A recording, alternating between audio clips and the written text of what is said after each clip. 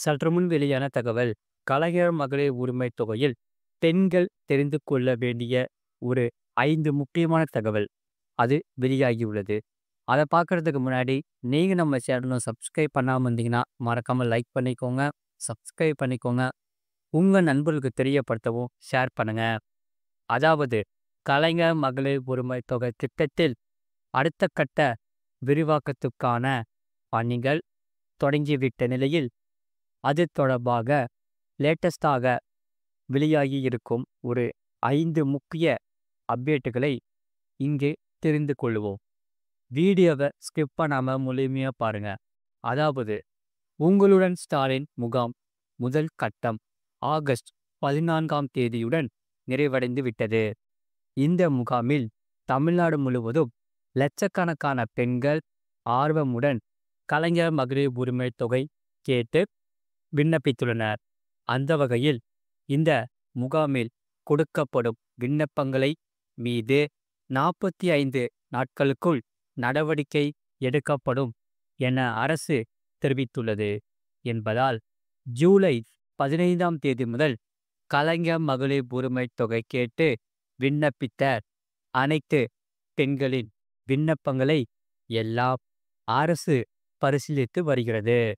இதனால், இந்த கலைஞர் மகளிர் உரிமைத் தொகை கேட்டு விண்ணப்பித்த பெண்களுக்கு விண்ணப்பங்களை நிலை குறித்த அப்டேட் செப்டம்பர் முதல் வாரத்தில் இருந்து வர வாய்ப்பு உள்ளது. இதுவரை இந்த திட்டத்திற்கு தகுதியுள்ள பெண்கள் விண்ணப்பிக்காமல் இருந்தால், இப்போது கூட விண்ணப்பிக்கலாம். உங்கள் பகுதியில் நடக்கும் உங்களுடன் ஸ்டாலின் முகாமில் கலந்து கொண்டு விண்ணப்பிக்கலாம். இப்போது 2ஆம் கட்டமாக உங்களுடன் ஸ்டாலின் முகாம் நடந்து வருகிறது. அந்த வகையில், புதிதாக ரேஷன் கார்டு பெற்று ஆக்டிவேட் செய்தவர்கள் கூட கலைஞர் மகளிர் உரிமைத் தொகை கேட்டு விண்ணப்பிக்கலாம் என்று சொல்லப்படுகிறது. ஆகையால், நவம்பர் மாதம் வரை இந்த திட்டத்திற்கு விண்ணப்பிக்க கால அவகாசம் இருக்கிறது. கூடுதல் தகவல் தேவைப்படுபவர்கள் வீட்டிற்கு அருகில் உள்ள ஏற்கனவே விண்ணப்பித்தவர்களிடம் கேட்டு தெரிந்து கொள்ளுங்கள். ஆகையால், மற்றபடி மகளிர் உரிமைத் தொகை திட்டத்துக்கான அனைத்து தகுதிகளும் இருந்தால் மட்டுமே உங்களின் விண்ணப்பம் ஏற்கப்படும். பல கட்ட ஆய்வுகளுக்குப் பிறகே புதிய பயனாளிகள் இந்த திட்டத்தில் சேர்த்து கொள்ளப்பட இருக்கின்றனர். எனவே, தகுதியானவர்கள் மட்டும் விண்ணப்பிக்கவும் என்று சொல்லப்படுகிறார்கள். ஆகையால், இந்த தகவலை உங்கள் ஃப்ரெண்ட்ஸ் அண்ட் ஃபேமிலிக்கு தெரியப்படுத்த ஷேர் பண்ணுங்க. மறக்காம வீடியோக்கு ஒரு லைக் பண்ணிக்கோங்க. நம்ம சேனலை சப்ஸ்கிரைப் பண்ணி வச்சுக்கோங்க. அப்போதான் இனி அடுத்து வரக்கூடிய நாட்களில் புதிய புதிய அப்டேட்டுகள் உங்களுக்காக நான் கொடுத்துக்கிட்டே இருப்போம். மறக்காம இந்த சேனலை சப்ஸ்கிரைப் பண்ணி வச்சுக்கோங்க. அடுத்த செய்தி என்னவென்றால், 20 வருட வீட்டு கடனை 10 ஆண்டுகளில் அடைப்பது எப்படி என்று இங்கே பார்ப்போம். அதாவது, 20 ஆண்டு வீட்டு கடனை சில டிஸ்கவுண்ட் ஆரம்பம் முதலே பின்பற்றினால் 10 ஆண்டுகளில் அடைக்க முடியும். சிறப்பான நிதி நிர்வாகத்தை உங்களால் கண்டுபிடிக்க முடியும். புத்திசாலித்தனமாக செயல்படுவது குறித்து சிந்தித்தாலே போதுமானது. பல லட்சம் வட்டி செலவுகளை உங்களால் மிச்சப்படுத்த முடியும். ஆகையால், விரைவில் கடன் இல்லாத வாழ்க்கையை அடைய பொருளாதார நிபுணர்கள் கூறிய தகவல்கள் சிலவற்றை இந்த பதிவில் நாம் பார்ப்போம். மறக்காம நீங்கள் லைக் பண்ணிக்கோங்க, சப்ஸ்கிரைப் பண்ணிக்கோங்க. அதாவது, பலர் வீட்டு கடனை வாங்கி கொண்டு அடைக்க முடியாமல் அவதிப்படுகிறார்கள்.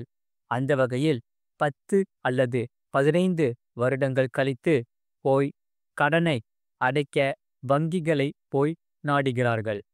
அங்கு போனால்தான் உண்மை தெரியும். வட்டிதான் இத்தனை வருடங்களாக கட்டியிருப்பார்கள். அசலில் பெரும் தொகை அப்படியே தான் இருக்கும்.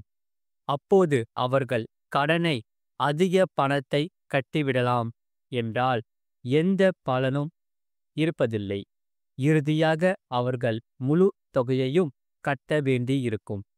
ஆனால் அதே நேரத்தில் உங்கள் மாதாந்திர இஎம்ஐ தொகையை விட முடிந்த போதெல்லாம் கூடுதல் தொகையை கடன் வாங்கிய முதல் ஆண்டில் இருந்தே செலுத்தலாம். ஆனால் ஆண்டு ஊதிய உயர்வு அல்லது எதிர்பாராத வருமானம் போன்றவற்றை கடனை அடைக்க இஎம்ஐ தொகையை அதிகரிப்பது போன்றவை கடனை விரிவாக அடைக்க உதவும். அதேபோல் வருடத்திற்கு ஒரு முறையாவது உங்கள் இஎம்ஐ தொகையை 5% முதல் 10% வரை அதிகரிப்பது கடனை விரைவாக அடைக்க உதவும் என்று சொல்லப்படுகிறது. ஆகையால் ஒரு சிறிய தொகையை ஒவ்வொரு ஆண்டும் அதிகரிப்பதும் கடனை அடைக்க பெரிய உதவியாக இருக்கும் என்று சொல்லப்படுகிறது. ஆகையால் உங்கள் கடனின் ஒரு பகுதியை அவ்வப்போது செலுத்துவதன் மூலம் அசல் தொகையை குறைக்க முடியும் என்று சொல்லப்படுகிறது. ஆகையால் வங்கிகள் வீட்டுக் கடன் வாங்கியவர்கள் குறிப்பிட்ட தொகையை ஒவ்வொரு ஆண்டும் செலுத்த அனுமதிக்கின்றன. இந்த தொகையானது செலுத்தினால் உங்கள் வட்டி செலவை கணிசமாக குறையும். அதே நேரம் இப்படி முன்கூட்டியே கடன் தொகையை செலுத்தும் முன்பு கட்டணமும் சில நேரம் வங்கிகள் வசூலிக்கப்படும் என்று சொல்லப்படுகிறது. ஆகையால் உங்கள் தற்போதைய வட்டி விகிதத்தை விட குறைவான வட்டி விகிதத்தில் மற்றொரு வங்கி வீட்டுக் கடன் வழங்கினால் உங்கள் கடனை அந்த வங்கிக்கு மாற்றிக் கொள்ளுங்கள். ப்ராசஸிங் ஃபீஸ் குறைவாக இருக்கும். உதாரணத்துக்கு தனியார் வங்கிகள் வீட்டுக் கடன் வாங்கியிருந்தால் 9% வரை கூட வட்டி இருக்கும். ஆனால் எல்ஐசி, எஸ்பிஐ போன்றவை 7.50% முதல் 8% அளவிற்கு கடன் தருகின்றன. எனவே எல்ஐசி, எஸ்பிஐயில் மாற்றினால் கணிசமான வட்டி குறையும். இதன் மூலம் உங்கள் மாதாந்திர இஎம்ஐயை குறைக்க முடியும். ஆகையால் இந்த கூடுதல் தொகையை சேர்த்து ஒவ்வொரு ஆண்டும் கணிசமாக தொகையை செலுத்தி வட்டியை குறைக்கலாம் என்று சொல்லப்படுகிறது. இதற்கு நீங்கள் எல்ஐசி அல்லது எஸ்பிஐ இதில் ரூபாய் 50 லட்சம் கடனை 8% வட்டி விகிதத்தில் 20 ஆண்டுகளுக்கு நீங்கள் எடுத்திருந்தால் உங்கள் மாதாந்திர இஎம்ஐ சுமார் ரூபாய் 41,822 இருக்கும். நீங்கள் ஒவ்வொரு மாதமும் கூடுதலாக ரூபாய் 5,000 செலுத்தினால் கடனை 20 ஆண்டுகளுக்கு பதிலாக 14 வருடங்களில் அடைத்து விட முடியும்.